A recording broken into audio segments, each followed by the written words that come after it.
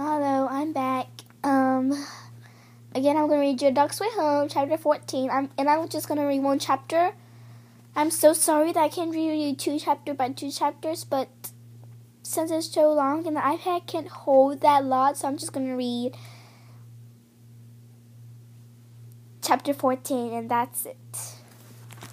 Let's start. Chapter 14, Tim. Tim traveled always south, staying miles from the road, and like a gaggling shadow, the quota followed close behind. At first it worried the dog, having this wild, unpredictable creature at his heels. She did not smell of the usual scents that marks a dog as belonging to someone. The touch of hens, food cooked in a warm kitchen rug slept upon at night. This quota smells of leaves and wind and fresh blood. Still, Tim watched with great curiosity as the quota hunted the fields for mice and voles and dug the burrows of rabbits. Although there was nothing for the hunter and him, he did understood food. At moonrise, while Tim slept, the quota left his side. She slept silent through the night, listening and sniffing. After she had eaten her fill, she carried a fresh kill. Rabbit, squirrel, groundhogs back to Tim. She covered it with dirt and leaves and then stretched out next to him and slept. In truth, the little quota had been lonely when she came across Tim since that night. When she was 5 months old, a car on the parkway had hit her mother. At first, the young quota stayed close to the den they had shared all their lives. Eventually, though, her brothers drifted away. For weeks, she stayed close to the den and waited for her brother to return. As the days and nights passed, her house of calling became house of lonelessness. The night air grew crisp, and the days grew shorter. The quota struck out from the den and all she had known. For a time, she searched for the scent of her brothers and called their names at night.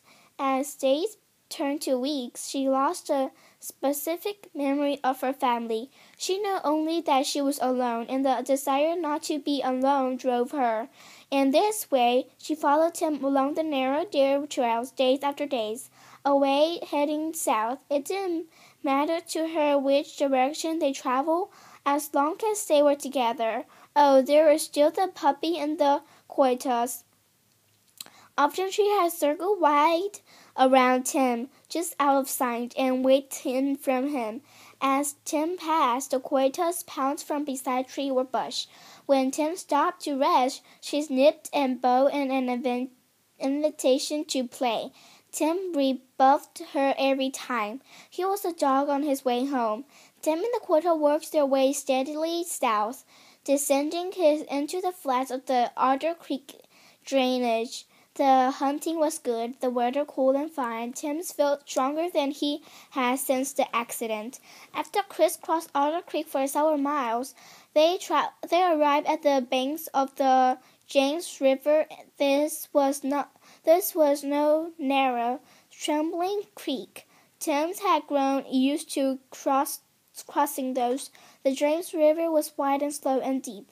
Tim had never seen anything like it. The quota trotted along the riverbank, investigating odd pieces of garbage. She rolled with delight on a dead fish. She stood, shook herself, and trotted back over to Tim, nipped him playfully on the ear. Tim growled the annoying creatures away. He did not feel like playing. The way south, the way he must go, was across the river, and Tim saw no way to cross. He grown accustomed to hopping stone by stone across smaller creeks and streams or crossing a fallen tree.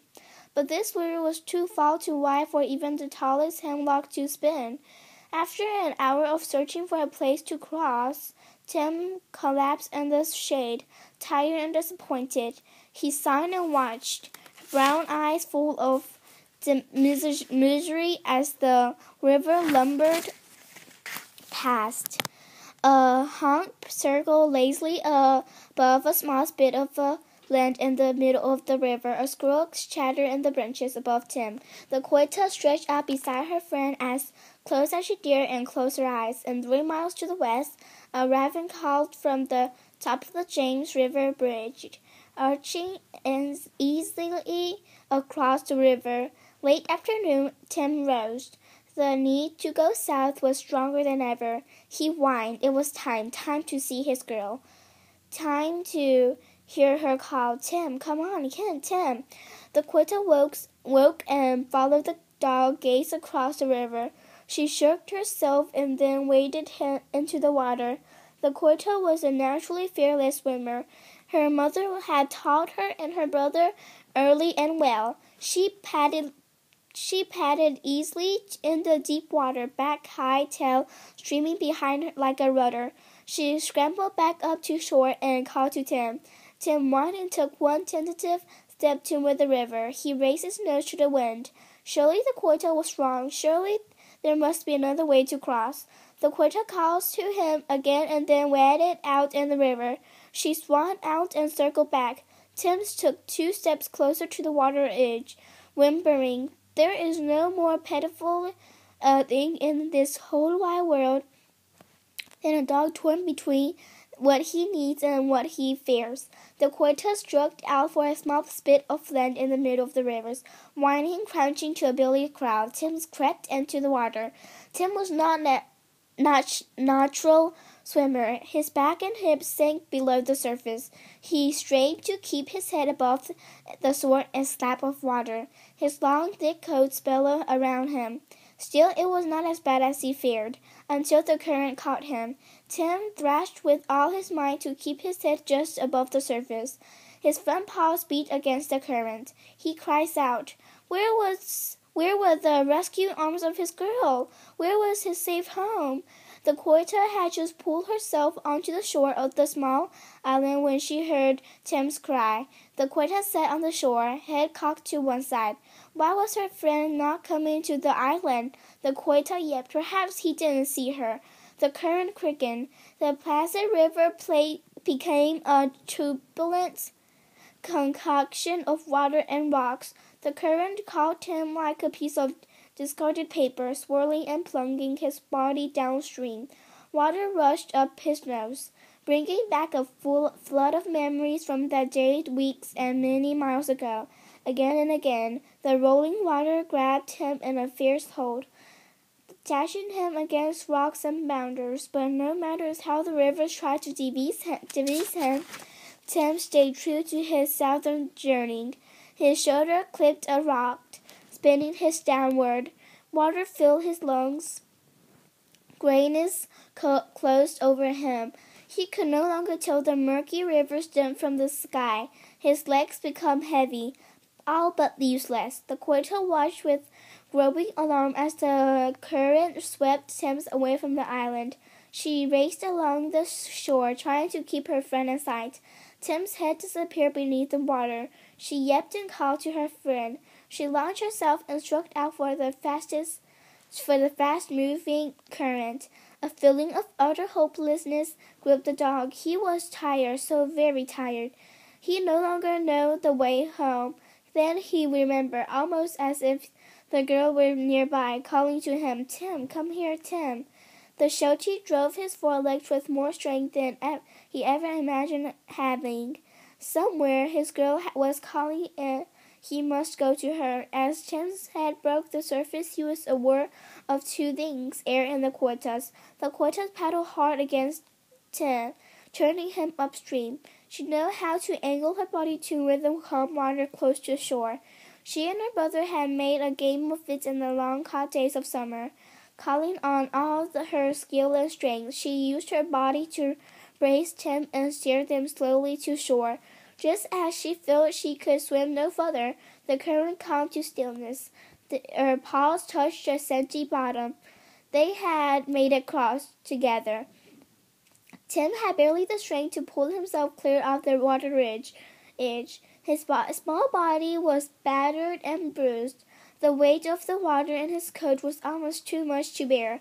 He staggered, then dragged himself to a patch of dying sunlight. He vomited water and then collapsed. The Quetta whined and pawed at her friend. She licked the side of her mouth, something she knew he hated.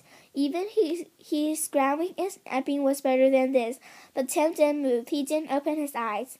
When the last of the afternoon sun slipped behind the ridge, a sharp wind arose. Tim trembled in the cold. With a whimper and a sigh, the tortoise coiled her body around his. She did not move when she attempted. Mice rustled in the dry grass along the river bank. Her ears barely twitched with a fox when a dare came down to the water to drink. When cold wind blew across the high mountains, all the way from Canada, she wrapped her body tighter around her friend, her true heart beating in time with his. I'm going to stop here because I've finished chapters, and chapter 15 is too long and the iPad can't hold it. Well, I'm going to try. I'm not going to try. I'm just going to stop here. And then if you want to read more, just find a black screen again.